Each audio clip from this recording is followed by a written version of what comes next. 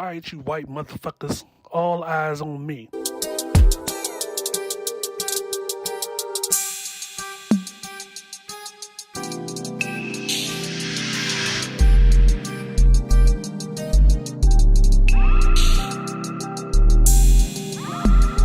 This is the I Refuse podcast.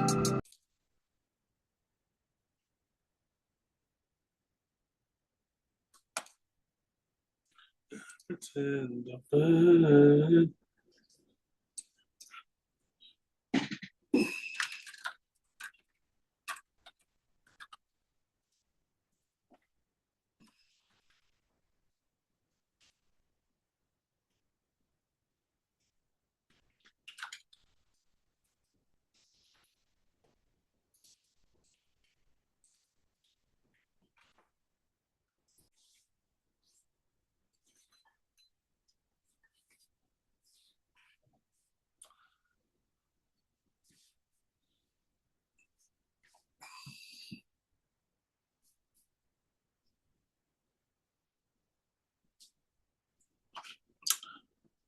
Come up in here.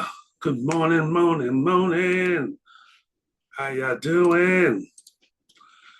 Hey, it's Mr. Fox, the I Refuse podcast. It is the morning show. Special Friday. Memorial Day weekend is here. Of course, if you've been locked into the I Refuse podcast, YouTube channel, podcast, wherever you get your podcast, as you can see, we are clocking pretty heavily over here on the YouTube channel. This is the I Refuse podcast YouTube channel. If this is your first time joining us, we are continuing our Surviving Diddy series. As the Diddy trial unloads, the racketeering and human trafficking trial, I want to make that clear in case y'all are confused.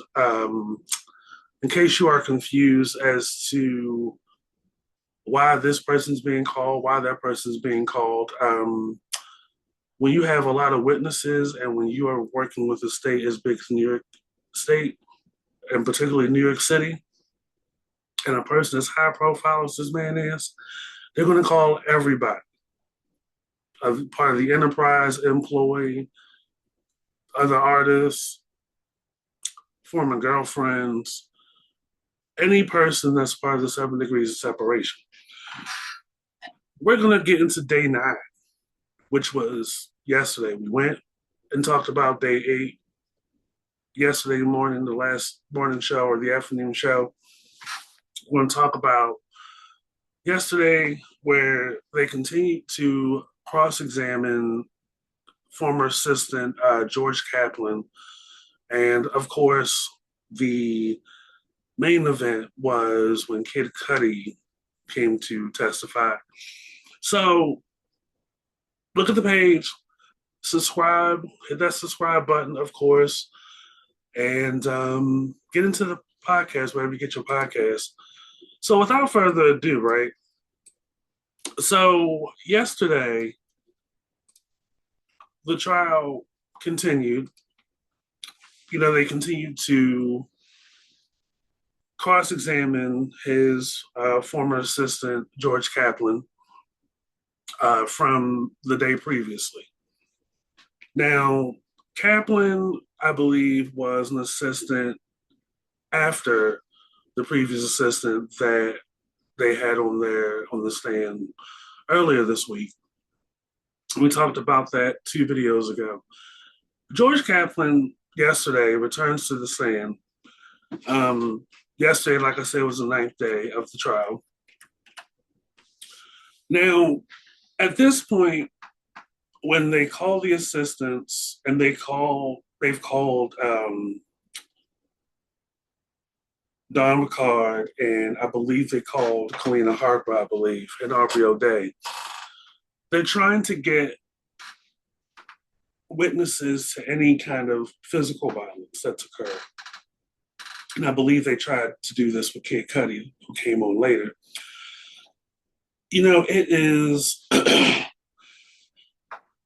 for those of you that are not getting a domestic violence situation and trying to undermine a victim of domestic violence, and you don't understand the psychology behind it. Let this past week of the Diddy trial drive, educate you and inform you as to the nuances. There are still people out here, even though we're about 2 or 3 weeks into the trial at this point, still trying to poke holes into Cassie Ventura's experience, into her relationship. They still can't wrap their head around why she filed that 20 or $30 million thing almost 2 years ago, even though we went into great detail as to why. Abuse Survivors Act, New York City, they have a year to file. And she was one of the first and a high profile victim of abuse. Um, of course, the defense's job is to try to put doubt into the juror's mind when it comes to Cassie Ventura, when it comes to anybody that comes across that stand. Of course, Cassie Ventura is, I would say, the icon in this entire experience because she was essentially the one that blew the lid off of this thing. Since filing that suit a couple of years ago, we've seen some large, high level like executions of federal involvement. Let's see, we've seen some major raids that's disrupted the Hollywood Hills. I'm pretty sure a lot of other creeps up there went running towards the sunset, like, ooh, time to go, time to go. And over the course of the last 2 weeks of this trial, yes, they are going to examine and discuss and pull out the rug over what was alleged, what you think is true, and what you think may have happened. That's the point of this trial, is to go through all of that. So, for those of you that just are not getting it, the psychologists, when you have, that's why education is very important. That's why being informed is very important. This is not new. Like, women that are being physically abused, that are being assaulted for so long, there is, they get it, they at some point they disassociate. There are clips of Cassie out there during the course of her relationship with this man. She's doing interviews that are in stark contrast to when that first single came out, Me and You, even from Me and You to Unofficial Girl. Just not the same. It's almost like somebody took the youth and the innocence out of her. And, unfortunately, there are a lot of people out here that are like looking for some kind of gotcha against this girl because, oh, it's looking like she's more of like an accomplice to this. As if personally in your own life and some of the lives of your friends and stuff, you wouldn't be so quick to say that same or keep that same energy with them when they're not the same person from one visit to the next, when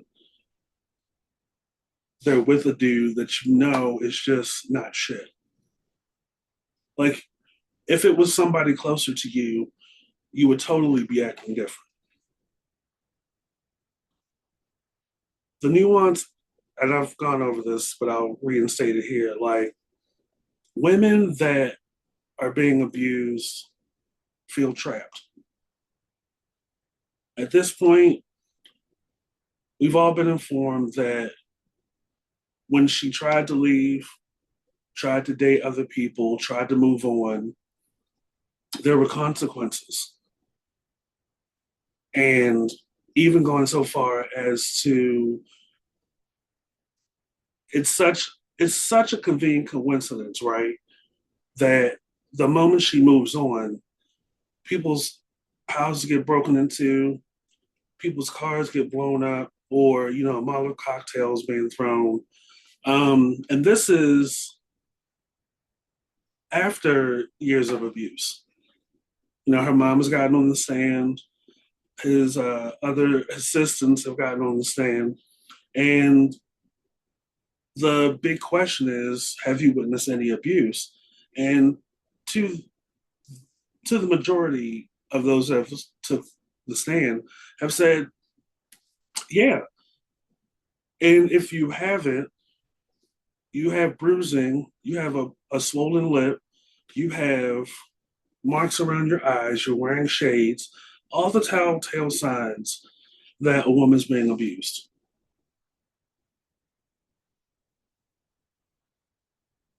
What more do you guys need?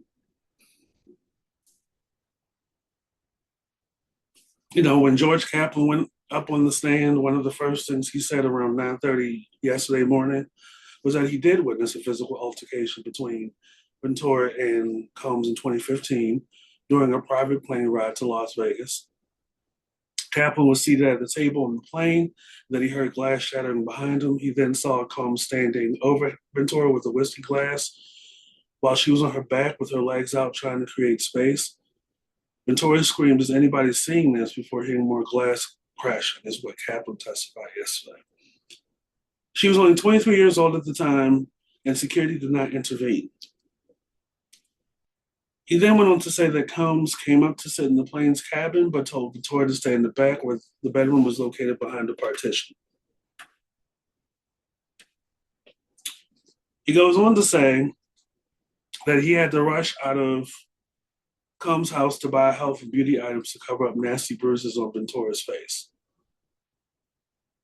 He recalled the incident in 2015 in Los Angeles, where he saw a visibly upset Cassie with bruising under her right eyebrow. This prompted Combs to order him to get over-the-counter lotions and other remedies to mask the discoloration. He specifically remembered buying witch hazel. That thing still works. Kaplan left his employ as Combs' assistant in 2015 because it did not sit right with him, the physical violence.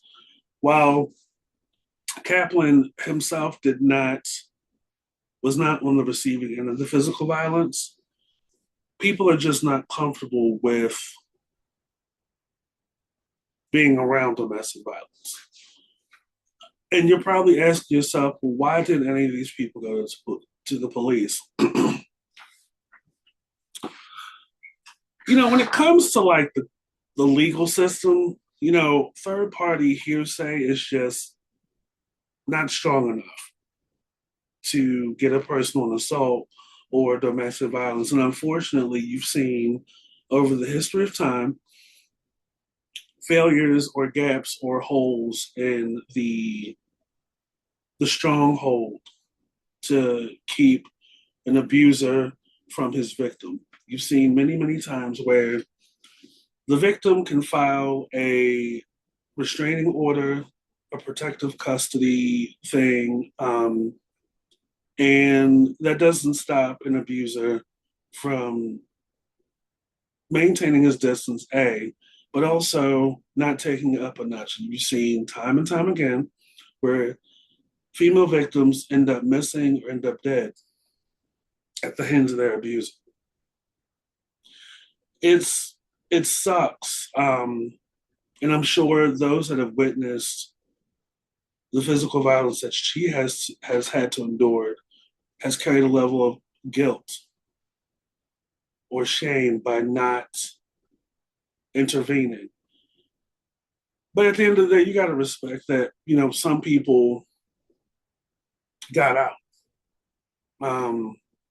And I'm pretty sure at that point, Cassie was not only spiraling down into a deep, dark place, but was also,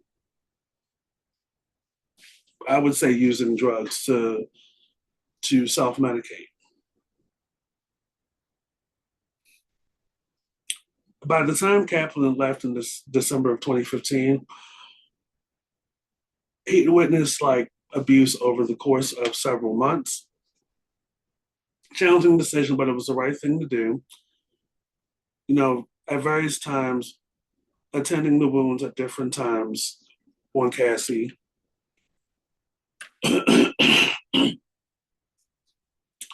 There was one incident involving decorative apples that Kaplan witnessed Combs throwing at a different woman named Gina as she tried to shield herself, and it happened in Miami, probably at his house. Late one night, screaming back and forth, you know, Kaplan said he gave Combs a medicine bag. Combs had a Louis Vuitton med bag full of illicit drugs. That was a separate bag. He put his resignation in September of 2015, claiming that he had to resign because his father was sick with cancer.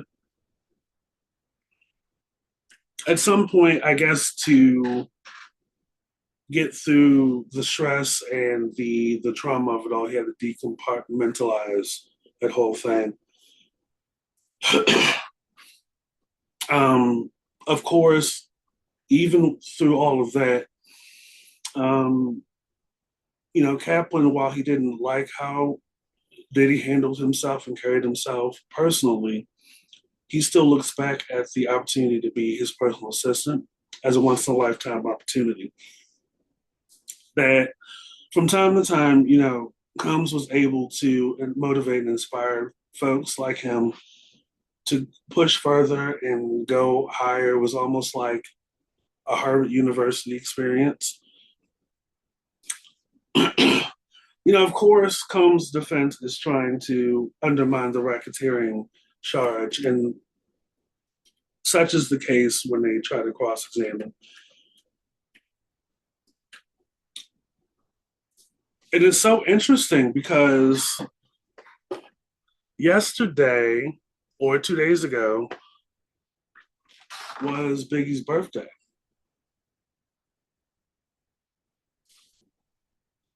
Which also happens to be the date of Combs' company holiday. He was asked by Diddy's lawyers would he been working the day before if he was still employed by Combs.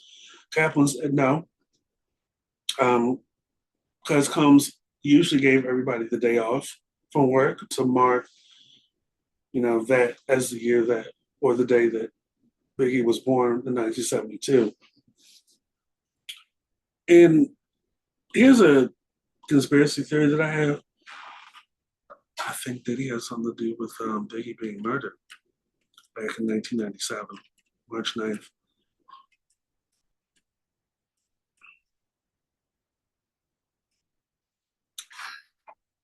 Kaplan doesn't recall telling anybody about the apple throwing incident. He said, well, while his job was threatened by Combs, he was never subject to threats of physical violence from his former employer. But right before lunch, here's the big thing. Right before lunch yesterday, dun dun dun, Kid Cudi takes the stand. But before he does, he is seen walking up to the courtroom smoking a cigarette. If stressed beyond belief was a person, here's the other thing I want you guys to understand. If you are like a little slow on the uptake, when you are as connected and as powerful as Diddy is or was, he probably still is from behind bars. Add to that the stuff he's put Cassie through. By the time she and Kid Cudi were, low key a thing for a little bit, that would have been cute had that been public. Like, I always feel like, when you think of women that are celebrities or in the music industry that have had a pretty troubling dating history, and you come across a relationship that wasn't public. I'm like, dang, that would have been cute. Like, I still wonder, had Janet Jackson's life been different, had she stayed with Q-Tip, and that was a public relationship? I still think about that. Um, and to know that Cassie and Kid Cudi were low key a thing for a little bit, I just wonder, like, man, that could have been that would have been really really cute. But nevertheless, Kid Cudi, aka Scott Mez Cudi, is that a Mexican last name? Anyway, he took the witness stand yesterday. There was a brief relationship in December 2011 that unfortunately prompted, they say, a threat of violence and blackmail from Combs that, she testified the week prior. The expectation was that Kid Cudi confirms much of what Cassie said, which I believe he did. Testimony that included violent threats against him. I said earlier, it's just too much of a coincidence since y'all claim, oh, this is really just a trial about putting my man's freaky bits on public display. And it's like, no, there are other things y'all are not catching that could very well satisfy the racketeering charges. Like, none of the charges are because you're freaky. So the court case is not about being freaky. Like, you mean to tell, like, y'all really think, use your common sense. Like, use those brain cells. She tried to move on with her life, not once, but several times. And the moment she starts to get a little something going, shit starts happening around Kid Cudi.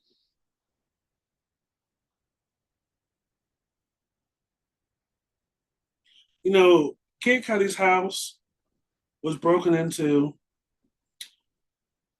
His vehicle was blown up, like hole through the roof. There's like, was that soot and smoke residue on the car? The shit is crazy, and all of this is part of evidence, by the way. Like, y'all, what y'all not getting about that part?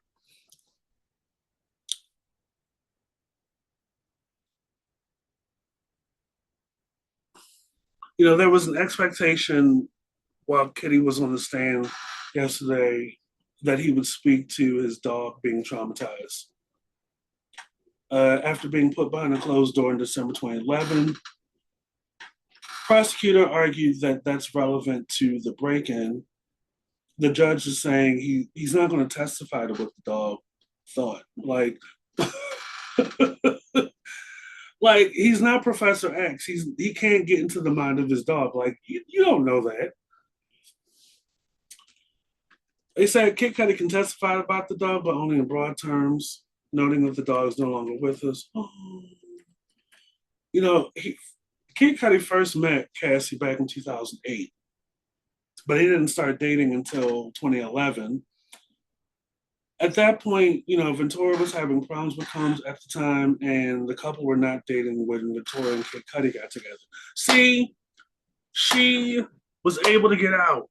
And as much as you want to believe, oh well, she wasn't in danger if she was able to, like, shut up. Shut your ass. Shut your ass. In December 2011, Cudi testified that he got a call from Ventura saying that Combs had found out about them and that she asked him to pick her up. She was nervous and told him that Combs was abusive. Once Cassie was with him, he took her to the Sunset Marquise to keep her safe.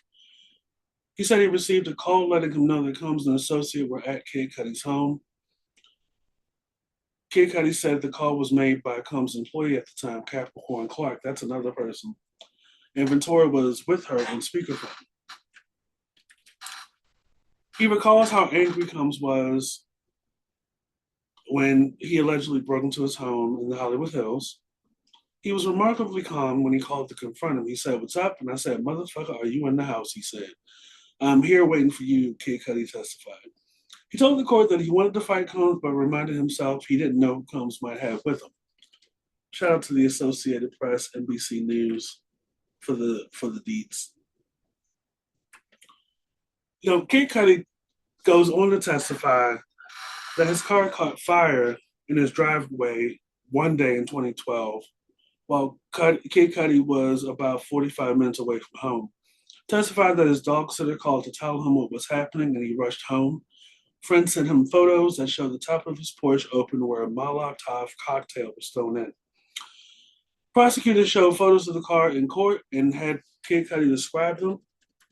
The previous week, Cassie had testified that Combs threatened her and Kid Cudi, stating that Combs wanted to set fire to Kid Cudi's car in the driveway. Ooh, that's a tongue twister. She went on to testify that Combs assured her it would not be by his hands and he would not be in the country when it happened. Oh boy. Oh boy. Oh boy. Now, a couple of videos ago, it was exposed in the court, his method of not keeping a paper trail when it came to using money. Like he would pay for stuff in cash. And he didn't want it tied to Bad Boy. Remember, there's also a racketeering charge or two in this case.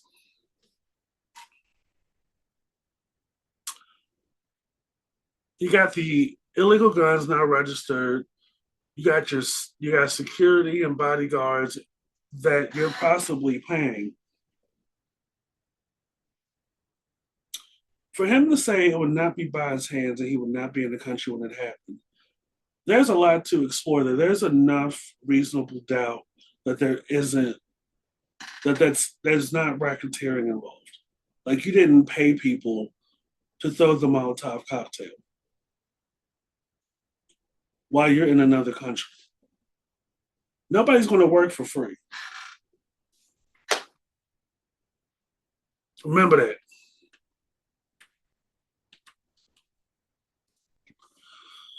I just y'all not waking up. Y'all are not catching up. Y'all not getting this.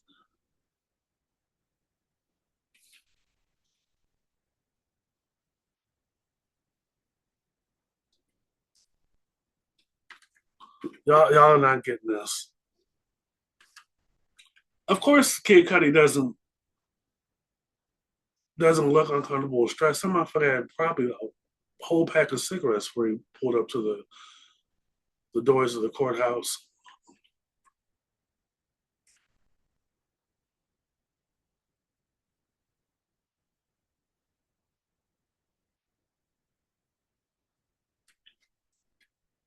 There was a little bitty tense moment, they say yesterday, when the defense objected to Kid Cudi connecting Combs to the fire.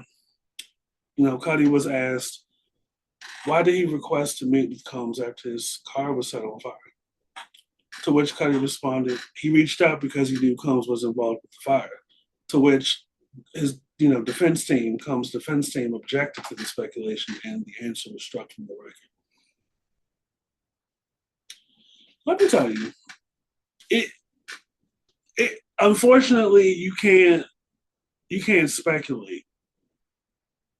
Like I said, third party, he say, she say, what a person thought, only things that you can speculate, anything you can only speculate to is not going to be part of the record, is not admissible. They won't even entertain that shit. But those of us that are outside knows exactly what is happening. But unfortunately, You can't do anything with it. I mean, but Cudi ain't no punk. He said, "Look, I know the motherfucker was behind my shit getting blown up. Because how is it all the other days that I've had that fine automobile in my driveway, nothing's been happening to it. But the moment I started seeing this lady that you were saying, shit starts happening. Of course, cross-examination of Kid Cudi on the stand continues. Um, to which Cudi likened comes to a moral supervillain, just like a comic book bad guy after his car had been torched. And of course, he blames Diddy. I would too. The pair did agree to see each other at a Los Angeles hotel meeting room, and Combs was already there by the time Kid Cudi arrived. Combs was calmly looking out the window with hands behind his back, looking like a Marvel supervillain. I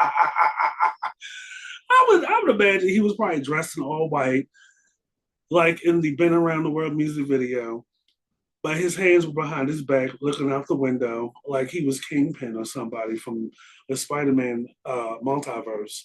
Like, what? Are you serious? So unreal, so unserious.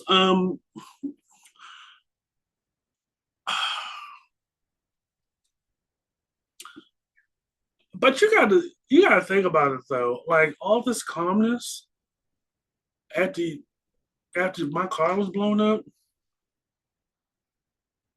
it's a little weird. And he said, Cuddy said on the stand, the calmness during the meeting was off-putting.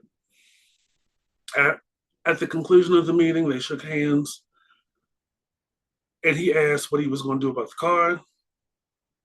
Combs denied it, claimed that he didn't know what he was talking about. Combs then asked if they were cool, to which Cuddy responded that Combs burned his car. Like, come on. A few years after that, Cuddy did testify that Combs gave him a general apology for the past. What are you apologizing for if you didn't do anything wrong? It was the last thing he expected to hear from him. Of course, it was ruled out of bounds for any intimate details about Kid Cudi and Cassie Ventori's relationship, as it should be. At some point, Kid Cudi agreed to meet with Combs to discuss them both being played by Cassie. Cudi responded that it was true. Steele asked if the person who played both men were Cassie, asked Kid Cudi if Cassie was living two different lives, to which the rapper responded that she was. I don't know where they're trying to go with that. She was still shaken up and worried over Combs, that he would go to Kid Cudi's house after the discovery of her relationship with Kid Cudi. Prosecutor Emily Johnson took over the questioning after the defense, asking what Cassie told him about Combs' abuse. Kid Cudi told the court that Cassie informed him that Combs would hit and sometimes kick her. Here we go. He went on to say that he had to break away from Cassie as drama was out of hand. He and Cassie needed to stop seeing each other due to the black blowback of events that seemed to unfold. The drama was just too out of hand. Like, Kid Cudi just strikes me as a chill dude, low key, don't want any issues. He gave her some space, and you're probably asking yourself at this point, why did anybody intervene? Like he did, like he tried to keep her safe, but strange shit just kept happening. And given at that time what he knew about the abuse that she endured, 2 plus 2 is 4. Like those of us outside of the courthouse that have brain cells and common sense, it's the parallels are just too convenient. Like I said, like it's right there. Unfortunately, you can't, like I said, speculate on something that's not evidence. But I believe there is enough there when Cudi said that Combs apologized for the past. After the car is blown up, after the threats and the blackmail. I'm curious to know if they will pull Diddy on the stand. Like at this point, it'll probably be within the last 2 weeks. Like you just that'll be the thing, but I don't know. It's still kind of early for that. His testimony concluded around 12 something yesterday. There was a makeup artist yesterday, Milo Morales, that took the stand. Of course, people that are being called to testify since last week were people that were mentioned by Cassie while she was on the stand, or that were mentioned in the filing that she did. So at some point last week, when Cassie was on the stand, she told the court that Morales stayed behind to nap as she and friends went to a last minute party at Prince's house, to which Ventura rushed out of that party once she saw Combs, whom she didn't speak to before going to the party. Cassie did say last week while she was on the stand that Combs tracked her down and beat her in another room while Morales was in the vicinity. She said to the court that she stayed with Morales for a few days as her injuries healed.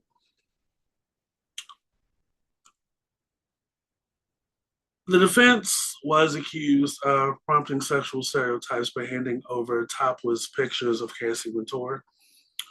Combs' team gave the government pictures that showed when the next witness, the makeup artist, did work for the defendant. Some of these photos were of a topless Ventura, which Comey did not like. But while Morales was on the stand yesterday, she corroborated some prior testimony from Ventura that Combs beat her in a hotel bedroom after spotting her at an unexpected party at Prince's Los Angeles home, just for going to a party. She then proceeds to tell the court that she stayed behind to take a nap on the couch of Ventura's Beverly Hills hotel room that night, woke up in a commotion. She testified that Ventura came in and went straight to the bedroom with Combs behind her. The door was shut to the bedroom, and she heard yelling and screaming before Combs left the hotel room. While she didn't witness what occurred between the couple, she did see that Cassie had a swollen eye, a busted lip, and knots on her head after the incident. At that point, Ventura stayed with Morales for a few days. Doctor came to check on her, refused to go to the emergency room. She left the incident. The incident left Morales in a fear for her life, so she didn't call the police. At some point, she and Cassie saw each other a few times after that night, but never acknowledged the incident. The makeup artist, Morales, while on the stand, testifies that she gave a flurry of interviews in recent months as misconduct allegations against Combs surfaced. She acknowledged speaking on the record to well-known media figures such as Don Lemon and Piers Morgan in 2024 after participating in some of the Combs documentaries. The defense tried to paint Morales like an attention seeker, which fell flat. The hotel manager at the Elm Hermitage Hotel, Frederic Zamora, testified on the stand that the room would have required a deep cleaning after Combs stayed there. Combs would stay under an alias. Noted marks in the hotel profile included that he used excessive amounts of oil and spilled candle wax on everything. The room had to be marked out of order for a deep cleaning after Combs left.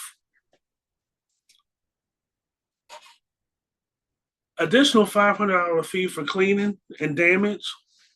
No cross-examination of the hotel manager was conducted. And that was that. Witnesses next week will be another former assistant of Combs, members of the LAPD and LA Fire Department.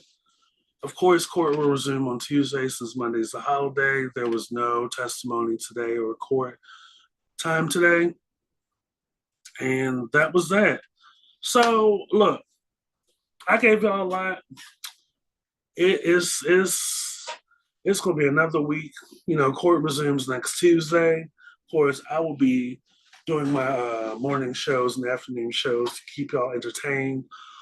Hope y'all have been enjoying this so far as much as I've enjoyed doing it. Thank you for joining me today. I Refuse Podcast Morning Show. I will catch you guys later. Have a great Memorial Day weekend. Get real beef burgers. Get into turkey burgers. Um, Cancer is real. Have a good day. I'm going to take my black ass to the gym and stay fit for the revolution. And I will catch you guys later. Get into the podcast. In case y'all forgot. In case y'all forgot. In case y'all forgot.